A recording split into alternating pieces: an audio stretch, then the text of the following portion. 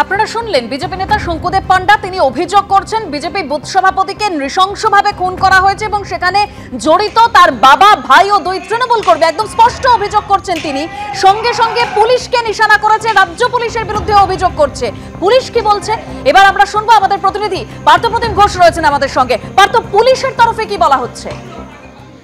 দেখো, একেবারে দেখতে পেলে বিজেপি নেতার যে অভিযোগ এবং যে ভিডিও সামনে এসে তার পরবর্তীকালে বারুইপুর পুলিশ জেলার পুলিশ সুপার তিনি যে বিষয়টা জানিয়েছেন যে ঘটনা যেদিন ঘটে এবং ঘটনা ঘটার পরবর্তীকালে বিজেপির তরফ থেকে এক নেতা তিনি কিন্তু অভিযোগ জমা দিতে আসেন এবং সেক্ষেত্রে পুলিশ জানাচ্ছে, পুলিশ সুপার জানিয়েছেন যে তারা কিন্তু পরিবারের সঙ্গে যোগাযোগ করার চেষ্টা করে, পরিবারকে অভিযোগ দিতে বলে এবং এই রাজীব বিশ্বাসের মাকেও তিনি অভিযোগ দেওয়ার জন্য একটা অ্যাপ্রোচ করা হলেও মা কোনো অভিযোগ দেয়নি এবং গোটা ঘটনার পর পুলিশের তরফ থেকে স্বতঃপ্রণোদিতভাবে একটা মামলা করার যখন শুরু করার চেষ্টা করা হচ্ছিল তখনই এই রাজীব বিশ্বাস মৃত বুথ সভাপতির কাকা সে এসে একটা অভিযোগ দায়ের করে এবং সেই অভিযোগের পরবর্তীকালে কিন্তু মার্ডারকে স্টার্ট করা হয়েছে এবং দুজনকে, বাবা ও ভাই দুজনকে গ্রেপ্তার করা হয়েছে এবং আরও দুজন সম্পর্কে যে অভিযোগ রয়েছে সেই দুজন পলাতক আছে বলে পুলিশের তরফ থেকে বলা হচ্ছে। অন্যদিকে পুলিশের বিরুদ্ধে যে গাফিলতি বা যে অভিযোগগুলো আনা হচ্ছে সেই অভিযোগ সম্পূর্ণভাবে পুলিশের তরফে অস্বীকার করা হয়েছে। দেবস্মিতা, পার্থ, তুমি আমাদের সঙ্গে থাকো। বারুইপুরে বিজেপির বুথ সভাপতিকে নৃশংসভাবে খুনের অভিযোগ করছেন শঙ্কুদেব পান্ডা।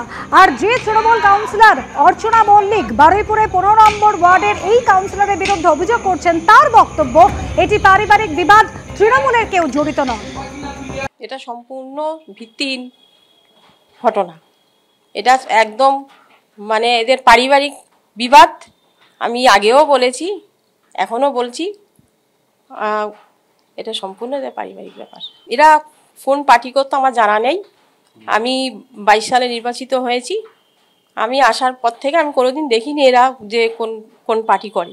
এটাও আমার জানা নেই যে বিজেপি করতো কি কোন পার্টি করতো। যেখানে এই ঘটনা ঘটেছে বলে বিজেপির তরফে অভিযোগ করা হচ্ছে সেই জায়গার ছবি তুলে ধরেছেন আমাদের প্রতিনিধি পার্থপ্রতিম ঘোষ।